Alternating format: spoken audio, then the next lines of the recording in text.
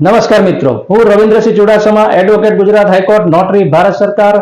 મારી YouTube channel RV લો ફર્મમાં આપનું સ્વાગત છે. મિત્રો, અત્યારે સમગ્ર ગુજરાતમાં પ્લોટ અને જમીનના ભાવ આસમાનને આંબી રહ્યા છે, ભડકે બળી રહ્યા છે. ત્યારે પ્લોટ અને જમીન ખરીદવામાં તમારી નાની એવી એક ભૂલ તમને લાખોમાં નહીં પણ કરોડોમાં નુકસાન કરાવી શકે છે. તો આવા સમયે તમારે પ્લોટ ખરીદતી વખતે, જમીન ખરીદતી વખતે શું સાવચેતી રાખવી પડે, શું જોવું પડે, તેના વિશે હું તમને અત્યારે ટૂંકમાં સમજાવીશ. તો જ્યારે તમે પ્લોટ ખરીદવાનું નક્કી કરો ત્યારે જે વ્યક્તિના નામનો પ્લોટ છે તેનો અસલ દસ્તાવેજ અવશ્ય જોઈ લેશો. પછી આ જે પ્લોટ છે તે પ્લોટ તે વ્યક્તિના નામે રેવન્યુ રેકર્ડમાં, સિટી સર્વેના રેકર્ડમાં, મ્યુનિસિપાલિટીના રેકર્ડમાં, ગેસ દફતરના રેકર્ડમાં ચાલે છે કે નહીં તે પણ અવશ્ય ચકાસી લેશો. હવે આ પ્લોટના જે માલિકો છે તે માલિક દ્વારા પ્લોટનું કોઈ જગ્યાએ વેચાણ અથવા કોઈ બેંકમાં લોન કે કોઈને બક્ષિસ આપી દીધેલ નથી તેની ચકાસણી સબ રજિસ્ટ્રાર ઓફિસમાં ઓનલાઈન સર્ચ કરાવીને કરી લેશો.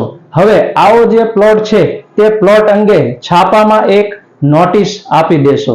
ત્યારબાદ આ જે પ્લોટ છે તે પ્લોટનું અથવા જમીનનું તમારે કોઈ સારા એવા વકીલ પાસે ટાઇટલ ક્લિયર રિપોર્ટ પણ અવશ્ય કરાવી લેશો, જેથી કરીને તેમાં કોઈ નુકસાન હોય અથવા તો કોઈ એવી લિટિગેશન હોય તો તમને તેની જાણકારી મળી રહે. ત્યારબાદ આવો જે પ્લોટ છે, જમીન છે, તેની તમારે માપણી અવશ્ય કરાવી લેવી જોઈએ, જેથી કરીને દસ્તાવેજમાં જે પ્લોટનું કુલ ક્ષેત્રફળ હોય છે અને જ્યાં સ્થળ ઉપર જે ક્ષેત્રફળ હોય છે તે બંને મળી રહે છે કે નહીં તેની તમે ખાતરી કરી શકો.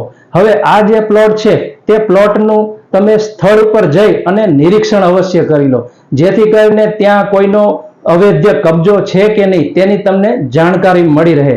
તે સિવાય તમે જે પ્લોટ કે જમીન ખરીદવાનું નક્કી કરો છો તે પ્લોટની આજુબાજુ કોઈ પ્રતિબંધિત વિસ્તાર એટલે કે કોઈ એરોડ્રામ, કોઈ રેલવે સ્ટેશન કે કોઈ કેનાલ આવેલી નથી ને તે પણ અવશ્ય ચકાસી લેશો, જેથી ભવિષ્યમાં તમને કોઈ નુકસાન ન થાય.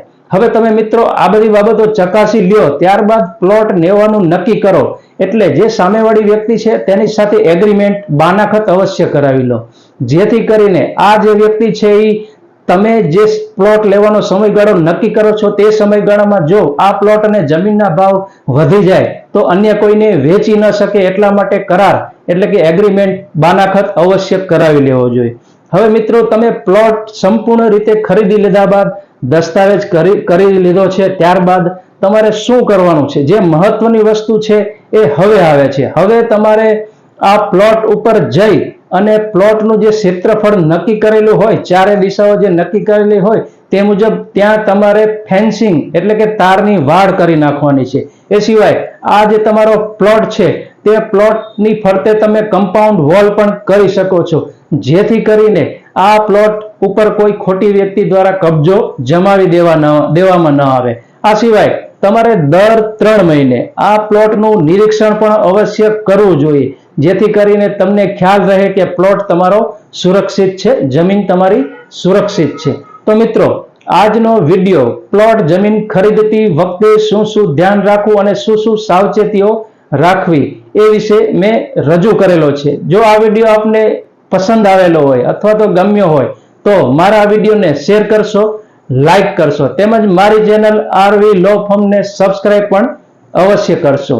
જય હિન્દ, જય જય ગરવી ગુજરાત.